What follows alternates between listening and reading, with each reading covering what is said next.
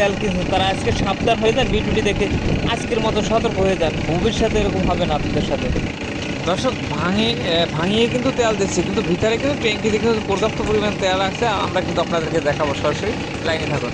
কথা কিন্তু আসলে রয়ে গেল, সে কিন্তু তেল কিন্তু সরাসরি সামনে থেকে ফিল্টার করছে এবং পিছনে কিন্তু তার একটা ট্যাঙ্কি রয়েছে। এই ট্যাঙ্কি থেকে কিন্তু তেল পুনরায় কিন্তু আবার ড্রামে কিন্তু ভরা হয়। এই তেলটাই কিন্তু আপনাদেরকে দেওয়া হয় চালাকি দর্শক, এটা কিন্তু সবাই সেটা ধরতে পারে না।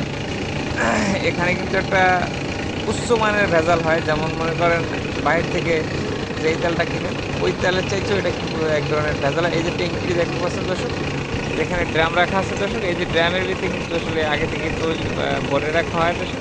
এই যে দেখবেন এখন এই যে তৈল কিন্তু ওখানে ঢালছে, ড্রামের ভিতরে কিন্তু একদম পরিপূর্ণ তৈলে দর্শক। এখানে কিন্তু ভালো মানের তৈল, এই দেখছেন তৈল কিন্তু এখান থেকে দর্শক নিয়ে যাচ্ছে, কিন্তু এখানে কিন্তু আসলে তৈলে কিন্তু মিক্স হয়। সবাই তো আর এক না দর্শক, দেখতে পাচ্ছেন এখানে কিন্তু আমরা কিন্তু আপনাদেরকে দেখানোর চেষ্টা করছি